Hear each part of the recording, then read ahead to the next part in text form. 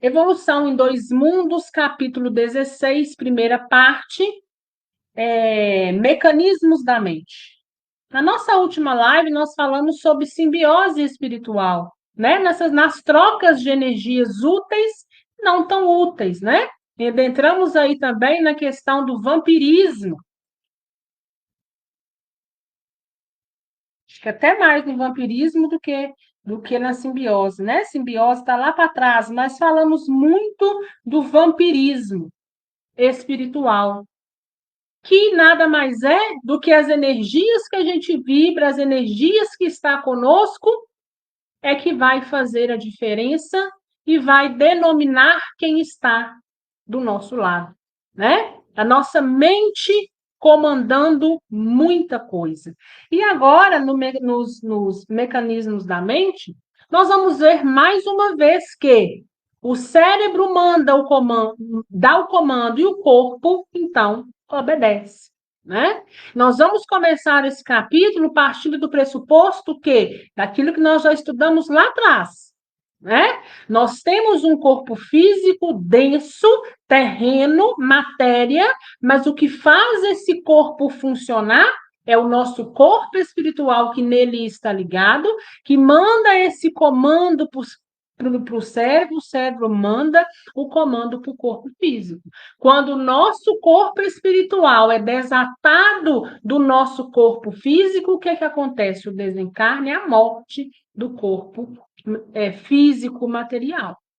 Então, nós temos que entender que o corpo físico, quando encontra-se com o corpo espiritual, é mais um corpo, né, que está ali um colado ao outro, para que então a gente possa desenvolver, para que a gente possa passar por determinadas oportunidades, principalmente crescimento moral, mas o nosso corpo também, material, também está em evolução. Assim como nós começamos lá nos homens da caverna, né, em sentido de homem, de pensamento contínuo, de pensamento que consegue se estruturar, nós também estamos até hoje nos desenvolvendo. Por isso o título do livro, Evolução em Dois Mundos. A gente evolui aqui e a gente evolui no mundo espiritual. E enquanto estamos na Terra, ambos estão ali em constante desenvolvimento.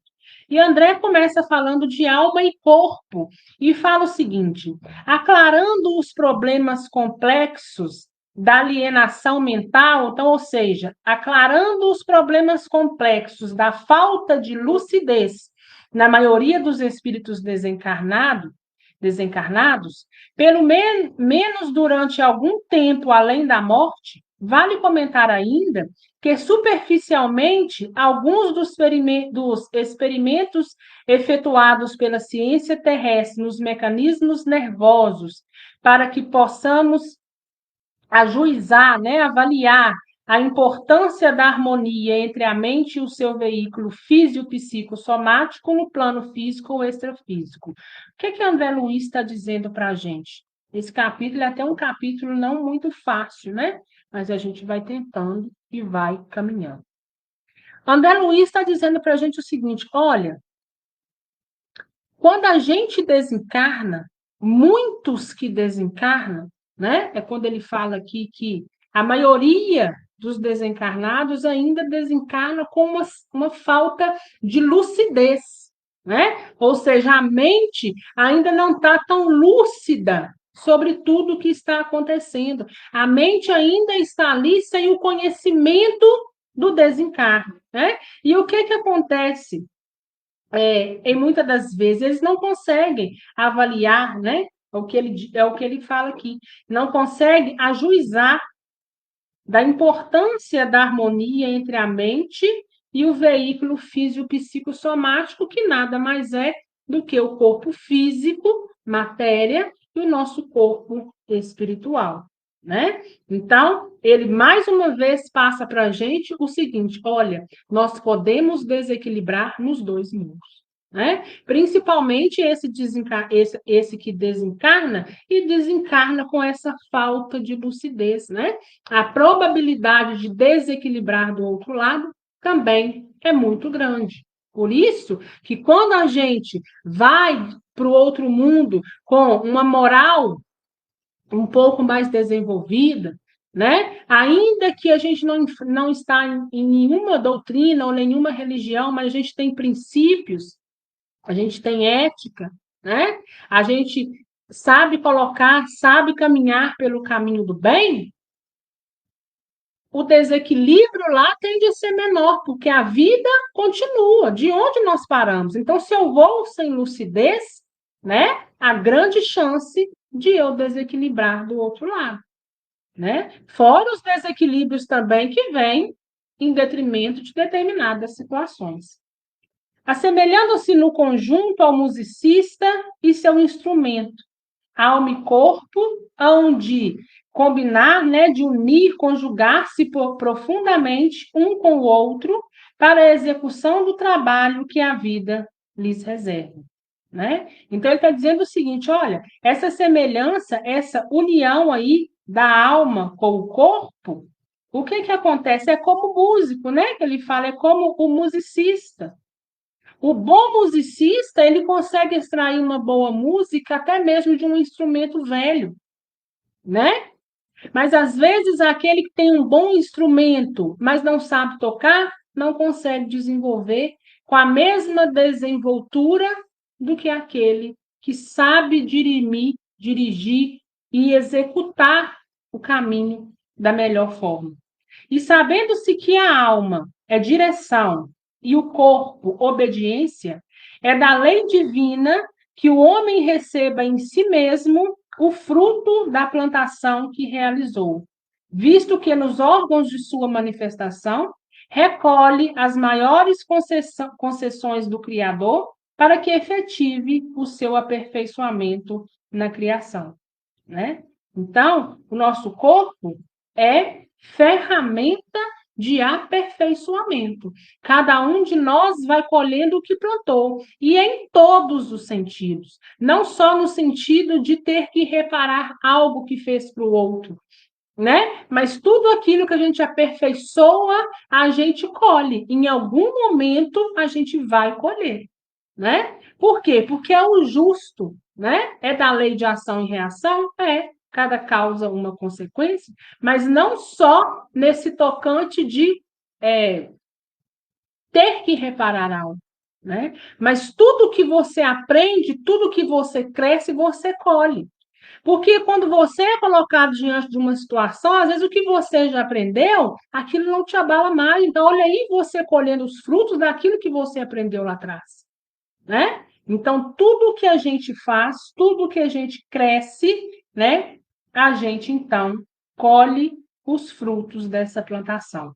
Assim sendo, de seu próprio comportamento, retira nos vastos setores em que lhe processa a evolução o bem ou o mal, que lançando ao caminho estará impondo a si mesmo. E ele fala o seguinte: olha, nesse seu comportamento, nesse seu crescimento ou não, né, você vai retirar o quê? Coisas boas ou coisas ruins, né? E essas coisas boas e ruins, você mesmo está lançando no seu caminho.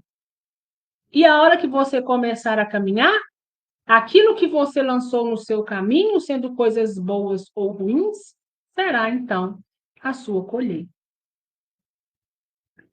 E ele vem falar mais embaixo da secção da medula, né? André Luiz e as suas palavras difíceis, né? Então, o que é essa secção da medula? É um corte na medula, né? Quando uma pessoa sofre um acidente e que é lesionado ali na medula, pode ou não ter consequências, né? Então, tem pessoas que ficam tetraplégicas, tem pessoas que ficam paraplégicas, e nós vamos ver, né, mais ou menos sobre isso que o André está dizendo. E ele fala assim: através de experimentação positiva, conhece a ciência de hoje a inalienável, né, a intransferível correlação entre o cérebro e todas as províncias celulares do mundo corpóreo, né? O cérebro manda, o corpo obedece. Tomando, pois, em nossas anotações, o sistema cerebral parece um escritório administrativo da mente, reconheceremos sempre que a conduta do corpo físico está invariavelmente condicionada à conduta do corpo espiritual, como a orientação do corpo espiritual está submetida ao governo da nossa vontade. Então, olha lá o que ele fala para nós, né? Ele fala o seguinte, que a gente precisa entender que o nosso sistema cerebral é como um escritório, onde a gente está ali trabalhando, né? E a gente tem que entender o seguinte, que o seu corpo físico, ou seja, a conduta do seu corpo físico, ele vai obedecer ao quê? A conduta do seu corpo espiritual. Mas também é verdade que o seu corpo espiritual vai exercer sobre o seu corpo físico aquilo que você tiver vontade de fazer. Olha aí, então, trazendo para a gente o livre-arbítrio, né? Eu dou o comando, tem aqueles comandos que são automáticos, que são orgânicos, que é do corpo, e tem esses outros comandos, que são comandos mais externos, que vêm de nossa vontade, que não é automatismo, mas que é da vida corriqueira, e que envolve aí livre-arbítrio. Então, um está ligado ao outro constantemente. É igual nós acabamos de conversar, né? Se o corpo espiritual é retirado do corpo físico, nós vamos ser levados ao desencarne, né? E mais à frente ele continua da seguinte forma: sabemos assim que depois de cortada a medula de um paciente, se observa de imediato a sensibilidade completa, o relaxamento muscular, a paralisia e a eliminação dos reflexos somáticos e viscerais em todas as partes que recebem os nervos nascidos abaixo do ponto em que se verificou o prejuízo, em que se verificou o corte. E o que ele está dizendo? Olha, a gente sabe que o corpo espiritual está aqui comandando o corpo físico. A gente sabe que o que comanda o corpo físico advém da nossa vontade. Mas a gente sabe que esses corpos estão entrelaçados. A gente sabe que existe um sistema nervoso. E se há um corte na nossa medula, vai nos trazer prejuízo, né? Dependendo do ponto. E ele fala aqui, né, que o que acontece, né, quando essas pessoas que sofrem aí, que todos nós estamos sujeitos, né, a sofrer determinados acidentes e que acontece esse corte aí na nossa medula, né? Então, se a pessoa fica paraplégica, a gente sabe que os movimentos da cintura para baixo são perdidos, né? E aí André Luiz fala que há relaxamento muscular, a paralisia e a eliminação dos reflexos somáticos e das vísceras, que são os órgãos, né? Que são os músculos. Então, apesar desse comando vindo do corpo espiritual, um está ligado ao outro, e o que é que vai acontecer? O perispírito vai sofrer essa alteração. Ainda que somos nós que damos esse comando. Então, é um junto do outro, é um se completando o tempo todo. E ele vem dizendo o seguinte: a insensibilidade e a paralisia são decisivas por quanto procede da secção, né, do corte dos feixes ascendentes e do feixe piramidal, ou seja, do desligamento das regiões do corpo espiritual correspondentes nos tecidos orgânicos e no cérebro, qual se desce a retirada da força elétrica de determinado setor num campo extenso de ação. E o que ele está dizendo para nós? Essa insensibilidade que acontece, essa perca de movimento que acontece quando a gente tem esse corte na nossa medula, né? O que acontece que perdeu esse movimento? Não é o corpo físico que está comandando? Não é um sistema nervoso? E ele está dizendo para a gente aqui que acontece quando tem esse corte na medula, os feixes ascendentes e os feixes piramidal do corpo espiritual é que está sofrendo. a maioria das vezes. O corpo físico também está sofrendo, tá, mas está refletindo. E ele fala, né? Dá um exemplo aqui, a gente pode entender e ter um exemplo, que é como se a energia daquele corpo terminasse, mas somente em algumas partes. Semelhante desligamento, porém, não se verifica de todo, o que acarretaria, quando em níveis altos, irreversivelmente, o processo liberatório da alma com a desencarnação. Então, ele está falando o seguinte: olha, quando há esse desligamento, né, quando tem esse corte na medula, que há o desligamento, que há uma perca de determinados membros, outros membros estão funcionando. Ele, então, não se fez de todo, porque se ele se fizesse de todo, o que ia acontecer? O processo liberatório da alma, que nada mais é do que o desencarne. Então, existe ali ainda, o desligamento não foi total, existe ali uma penumbra, existe ali ainda uma luzinha, né? E ele fala, né, junções, uniões fluídicas sutis permanecem ali ativas entre as células dos implementos físicos e espirituais, como recursos do corpo físico e do corpo espiritual, em ajustes possíveis de emergência.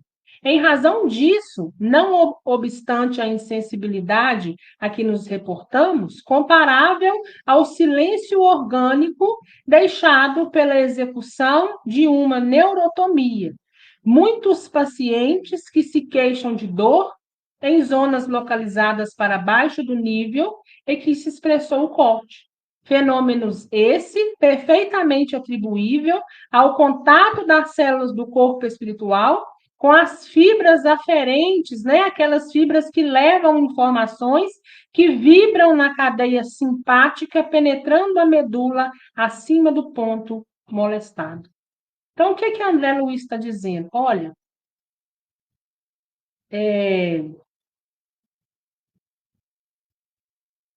houve esse desligamento e muitos, ainda não sentindo, não tendo movimentos em determinados membros, muitas das vezes fala que está sentindo dor em um determinado ponto ali, né? E às vezes a dor se perfaz sim, e ele está dizendo o seguinte: olha, essa dor, ao que ele fala que sente, não é do corpo físico, mas é reflexo do corpo espiritual, né? Quando ele fala aqui que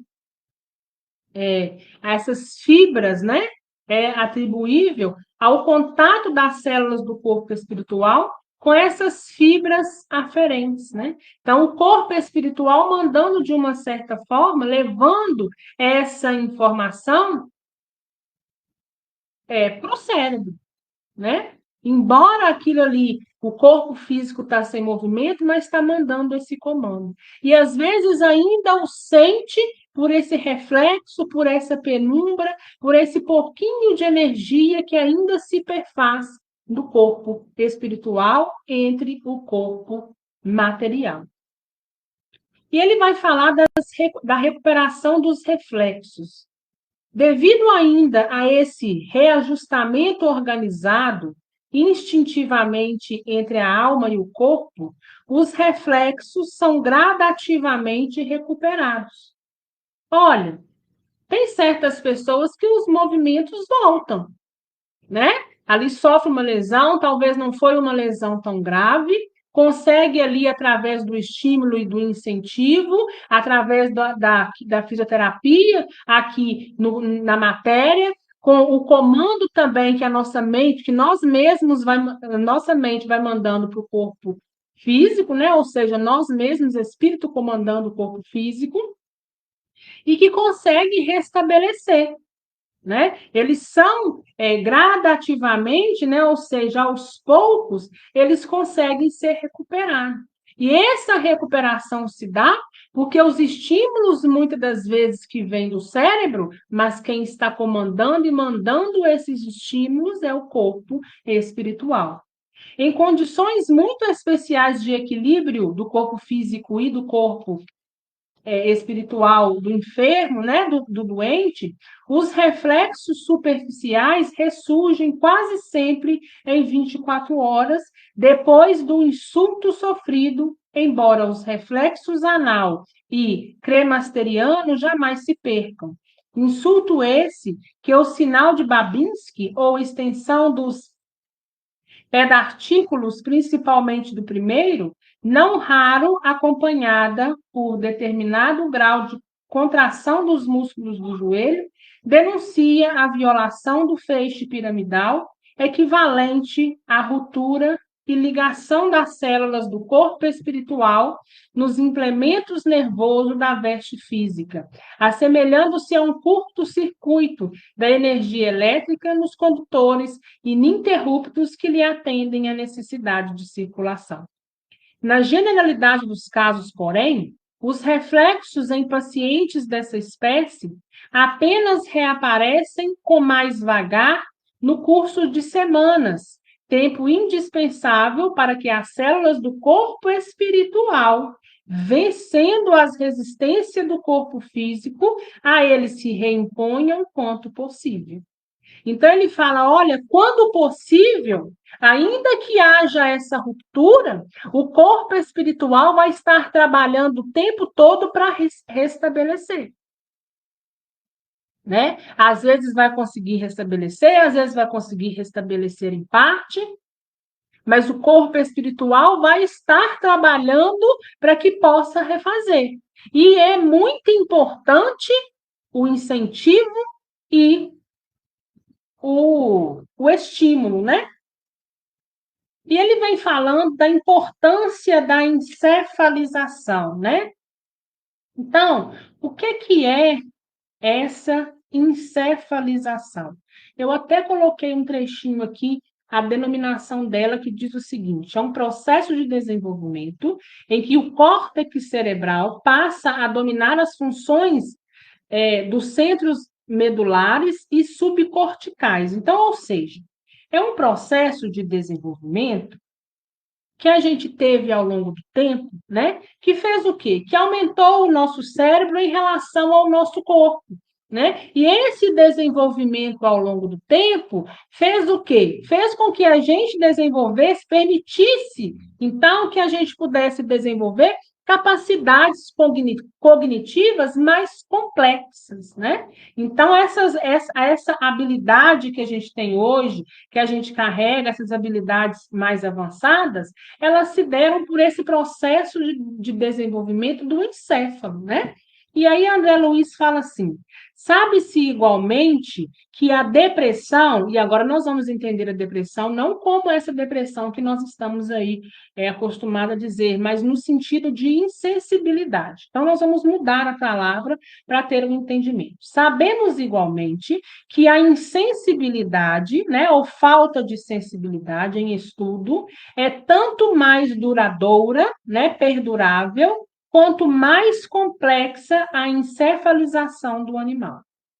Então, esse processo de encefalização, de desenvolvimento, ele é muito forte principalmente nos mamíferos, né? Que tem aí um desenvolvimento maior. E ele está falando para a gente o seguinte: quanto mais complexo o cérebro do desencarnado, né? Ou seja, quanto mais desenvolvido ele é, mais tempo dura essa insensibilidade, né?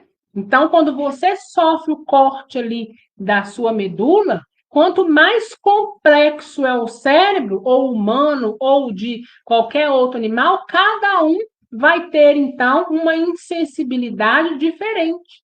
Isso devido à complexidade, né, do cérebro e do desenvolvimento do cérebro de cada um. E ele fala o seguinte: nos batráquios, ou seja, nos sapos, né, os reflexos desaparecem apenas por alguns minutos. No gato, a diminuição da atividade vital é maior, no cão ainda mais. No chimpanzé, o refazimento pede vários dias, e na criatura humana, a restauração dos reflexos referidos exige mais tempo, como, por exemplo, o reflexo de extensão cruzada, cuja recuperação reclama 6 semanas aproximadamente após o trauma espinhal. Então, o que ele está dizendo? Olha, lá no sapo, se ele tem um corte dessa medula, a insensibilidade dele vai durar muito pouco em relação a nós. O cão e o gato, um tem uma atividade vital maior, né? O gato, em relação a esse sapo, tem uma diminuição da atividade maior, o cão maior ainda, e o chimpanzé também. Mas isso tudo é devido ao quê? À complexidade do cérebro de cada um. Então, se no gato e se no cão, quando eles sofrem esse corte, né, da medula, para eles já é difícil desenvolver, né, se ver livre dessa insensibilidade, o que acontece? Nós ainda é mais complexo, porque nós não somos mais desenvolvidos. Então, por isso que vai demandar mais tempo. Então, é uma coisa tão complexa essa questão no ser humano, que por isso que ele diz lá na frente, né? Que a gente restabelece sim, quando possível, né? Tudo a depender e de cada caso aí sendo um caso, mas esses estímulos, esse incentivo, ele vem da nossa mente.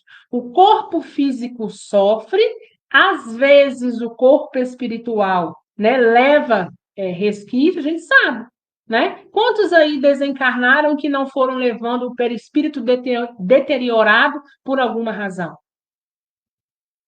E precisou se restabelecer do outro lado, né? André Luiz é um grande exemplo para a gente. André Luiz passa por uma cirurgia no corpo físico, desencarna e vai levando essa ferida no perispírito.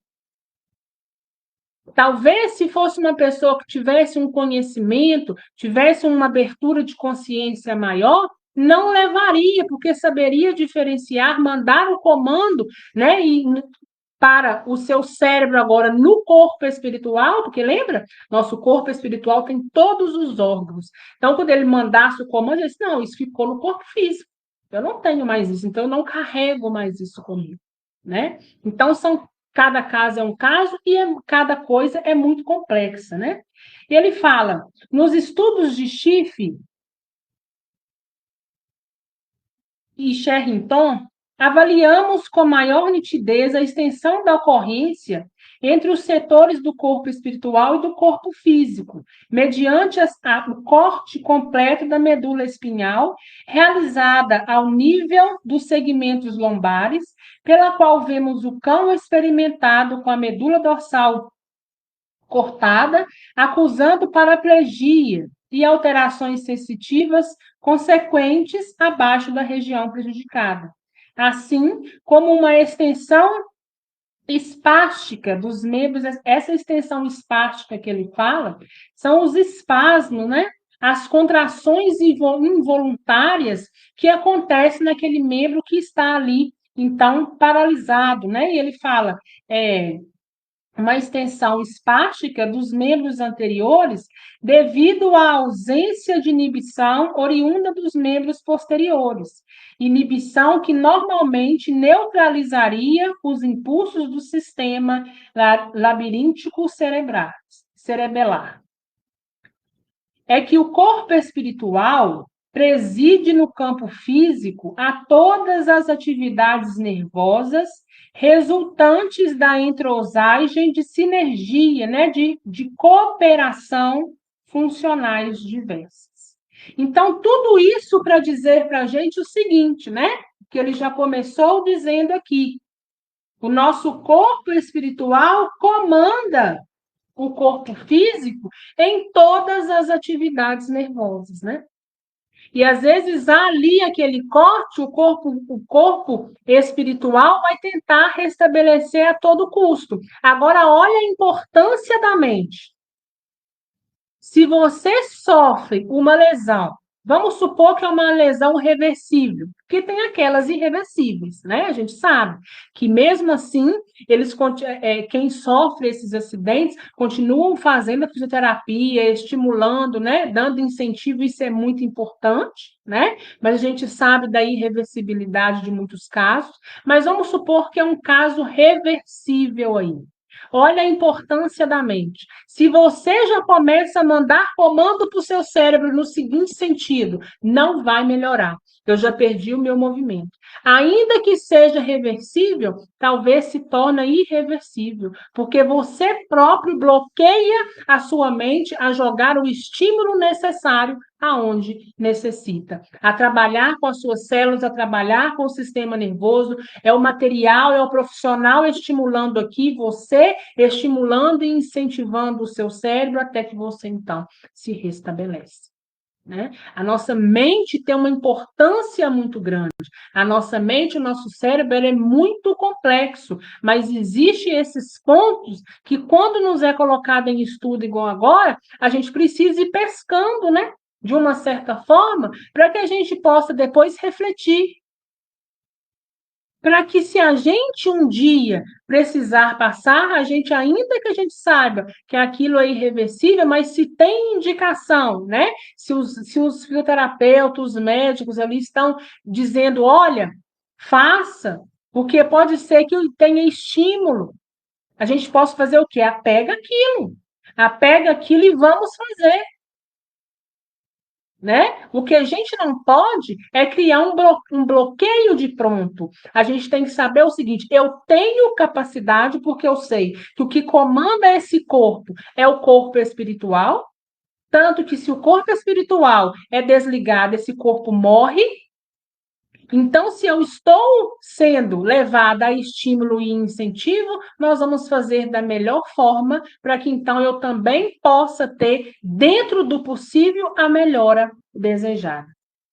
Disso, temos estrita conta nos reflexos, cuja complexidade cresce invariavelmente na medida em que solicitam o concurso de maior campo de neurônios internunciais para que se efetuem, qual pianista, requisitando maior número de escalas de tons e semitons, para levar-se da simplicidade à suntuosidade na expansão da melodia.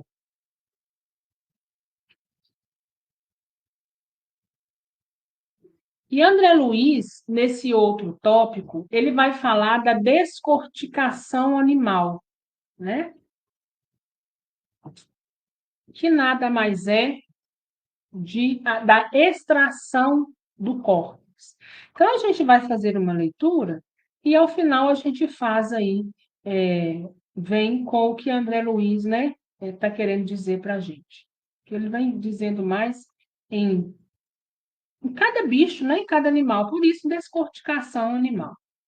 Não que a gente também não seja, né? Desse modo, compreendendo-se que a integração mente-corpo é cada vez mais importante, à medida que se dilatam os valores da encefalização, reconheceremos que a integração cortical é sempre mais expressiva, quanto mais ampla se faz o desenvolvimento do sistema nervoso. Então, quanto mais desenvolvido é o nosso sistema nervoso, existe aí o quê? Ele fala que a integração do nosso córtex, né? Ela é mais o quê? Expressiva. Na pauta de semelhante realidade, a descorticação em batráquios, nos sapos e nos peixes, não interfere nos reflexos e na motilidade. E nas aves, modificações emergem inequívocas, porquanto apenas conseguem voos fragmentários na luz, permanecendo em prostração quando na obscuridade. O cão que sofre a ablação, né, a amputação do córtex, segundo já demonstrado Goltz no século XIX, pode viver além de um ano com motilidade reflexa normal aparente, efetuando os movimentos próprios com relativa correção. Todavia, jaz inerte quando lhe falta incentivo à ação, e, se esse incentivo aparece, coloca-se em movimento exagerado. Ignora como se defender até que se veja positivamente atacado. Não se decide a buscar alimento recebendo a ração que se administra. E, embora as funções viscerais prossigam sem maiores alterações, não reconhece as pessoas, baldo de memória, revelando a disjunção dos recursos do corpo físico e do corpo espiritual que lhes são peculiares, fenômenos pelo qual evidencia compreensível e aparente regressão a estágio evolutivo. Os chimpanzés, entretanto, com encefalização mais complexa, não sobrevivem largo tempo após a extirpação total do córtex. E quando sofrem a destruição parcial desse ou daquele elemento cortical, apresenta, como acontece na criatura humana, modificações extensas e profundas.